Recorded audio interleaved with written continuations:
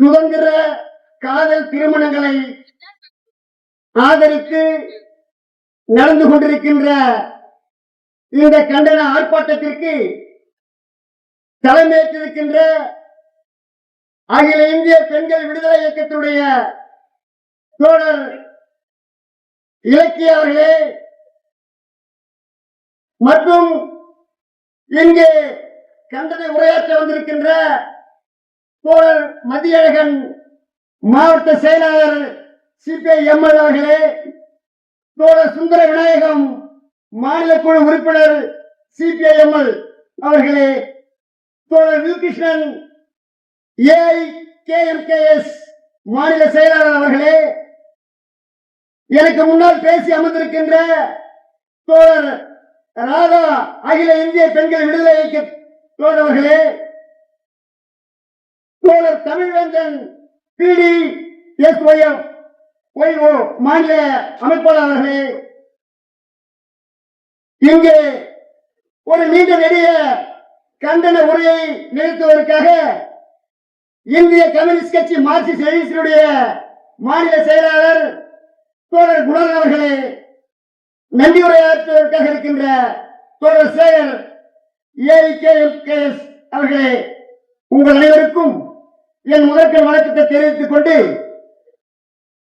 சீர்காழி பகுதியுடைய விவசாய தொழிலாளர்களே, வியாபாரிகளே, மாற்றுக் கட்சி நண்பர்களே, ஜனநாயக சக்திகளே, எங்களுடைய அழைப்பை ஏற்று வந்திருக்கின்ற புரட்சிகர சிந்தனையாளர்கள் தோழர்களே, உங்கள் அனைவருக்கும் என்னுடைய முதற்கண் வணக்கத்தை தெரிவித்துக் கொண்டு, சாதிய படிநிலையையும் பொருளாதார ஏற்றத்தாழ்வையும் பாதுகாக்கின்ற இந்த நிலப்பரப்பு உற்பத்தி முறையை அடித்து நொறுக்காமல் சாதியை ஒழிக்க முடியாது.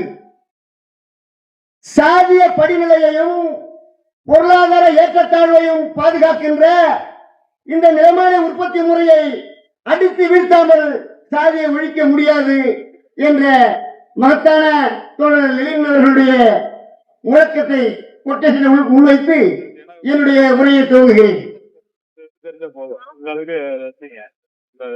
தொடர்ந்து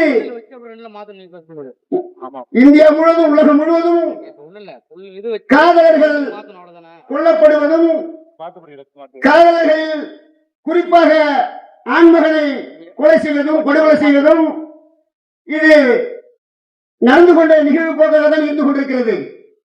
அதற்காக இங்கே காதலர்கள் அதற்காக ஓய்ந்து விடுவதில்லை. ஆனால் இதற்கு ஒரு அடிப்படை இருக்கிறது. இந்த உற்பத்தி முறை பின்தங்கிய உற்பத்தி முறையை பாதுகாக்கின்ற இந்த அமைப்பு முறை இந்த சுதந்திர திருமணத்திற்கு காதல் திருமணத்திற்கு தடையாக இருக்கிறது. ஏன்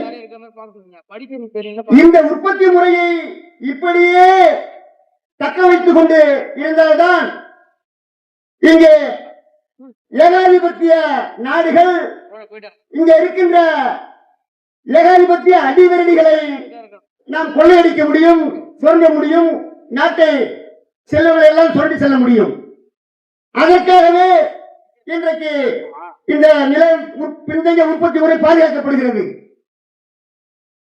அதற்காக இங்க சாதி வெறியையும் மத வெறியையும் இங்க தூண்டிவிட்டு, சாதிய ஆதிக்கம் கடுமையாக இருந்த காலத்தில் கூட இது போன்ற நிகழ்வு இல்லை. எதை இங்கொன்று அங்கொன்று இருக்கும்.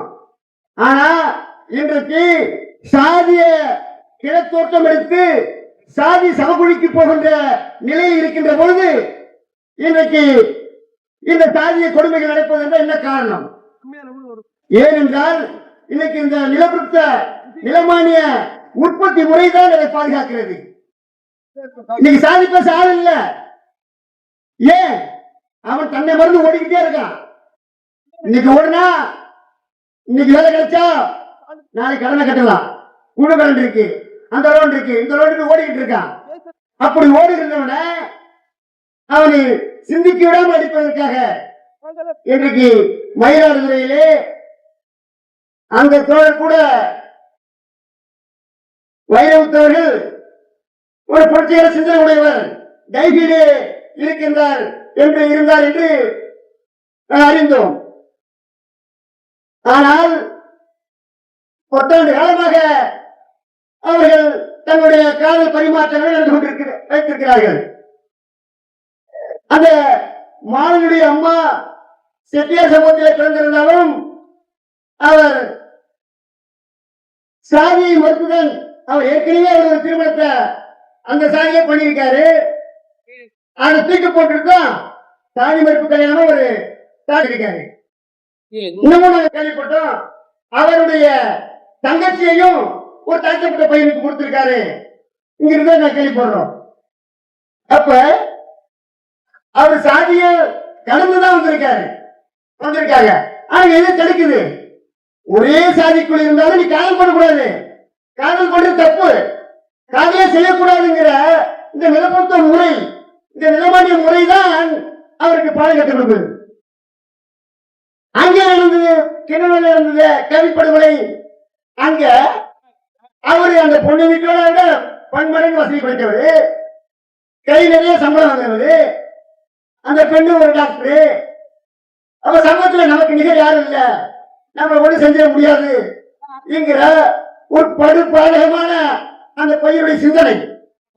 நீ என்னதான் உயர்ந்திருந்தாலும் வசதியாக இருந்தாலும் அங்கே சாதிய பணிகளை கட்டி காத்துக் கொண்டிருக்கிறேன். அந்த குடும்பத்தில் கூட சாதிய பக்கம் இருக்கலாம், அந்த பெற்றோர்களோட சாதிய பக்கம் இருக்கலாம். ஆனா புற சூழல் சாதாரணமா ஒரு தாயோ தந்தையோ சரி இன்னைக்கு இருக்கிற சூழல்ல எவனாவது லவ் பண்ணி கல்யாணம் பண்ணிட்டா போதுங்கிற மனநிலைக்கு இருக்காங்க. ஏன் தான் சொந்த சாதிக்குள்ளேயே ஒரு அம்மா பேட்டி கொடுக்குறாங்க, நான் 38வது வயசுல தான் கல்யாணம் பண்ணேன், 20 பேர் வந்து எங்க பொண்ணு பக்கம் வந்தான், ஏன் சாதிக்காரன்ல. ஆனா ஒவ்வொரு பையனும் எத்தனை பவுன் போடுவீங்க? என் பையனுக்கு 30 லட்சம் ரூபாய் கொடுத்து நான் வேலை வாங்கியிருக்கேன், அந்த 30 லட்சம் ரூபாய் கொடுத்துருங்க, அதன் பிறகு உங்க விருப்பம், உங்க பொண்ணுக்கு என்ன செய்யுங்க. இப்படிதான் கேள்வி கட்ட இந்த சாதி அமைப்பு முறையில் அவன் கடன் நிலையில் இருந்தாலும் சரி, உயர் சாதிக்காரன் என்று சொன்னாலும் இன்னைக்கு இந்த நிலை தான் இன்னைக்கு சமூகத்துக்கு இருந்துகிட்டு இருக்கு. ஆனா அவன் தான் சாதி பேச வரான். அந்த அம்மா அந்த கீழே பேசும்போது பேட்டி கொடுக்குறாங்க, என்னங்க சாதி, நான் இன்னைக்கு சாதியை மறுத்து வந்துட்டு இருக்கேன், இப்ப நான் சொந்தக்காரன் வந்து கேட்கறான், என்ன அந்த சாதியை கல்யாணம் பண்ணிட்ட, என்ன அந்த சாதியை போட இன்னைக்கு கல்யாணம் பண்ணி கேட்கறான். அவன் போகடா 38 வயசு வரைக்கும் நான் கல்யாணம் பண்ணாம உட்காந்துருக்கேன், அப்ப என் சொந்தக்காரன் சாதிக்காரன் சொன்ன ஒரு பயம் வரல, இப்ப நான் கல்யாணம் பண்ணி திருப்தியா இருக்கேன், எனக்கு என் கணவருக்கு என்ன குறைச்ச, இன்னும் அந்த வெளியாளி நம்ம பேசுறாங்க. இப்படி சமூக அந்தஸ்துக்காக புற சூழலை உருவாக்கி அந்த குடும்பத்தை நாஸ்தி பண்ணணும். இதெல்லாம் யாரு கேட்டா, இன்னைக்கு கவின் குடும்பத்துல கவின் போயிட்டாலே அவங்க குடும்பம் வச்சிருக்கு, இந்த கவினை பொண்ணு அவன் காவல்துறை அதிகாரியா இருக்கான், என்ன இப்ப எல்லாம் உள்ள போயிருக்கான். இப்ப இங்க என்ன ஆச்சு, இவரே சாதி. இதுக்கெல்லாம் காரணம் சாதி மறுப்பு. அதே ஒரு பையன் ஒரே சாதிக்குள்ளேயே கல்யாணம் பண்ண நடந்துருமா விட்டுவானா? அப்ப இதற்கெல்லாம் ஒரு அடிப்படை இருக்கு. இந்த சமூகத்தில் காதலர்கள் சுதந்திரமாக இதனால நீ பல பேர் வெட்டி கொண்டதால இங்க காதல் மீண்டும் எல்லாம் மறுத்துருவான், மீண்டும் பயணிக்க பண்ண மாட்டாங்க, கனவுலாம் வேண்டாம்.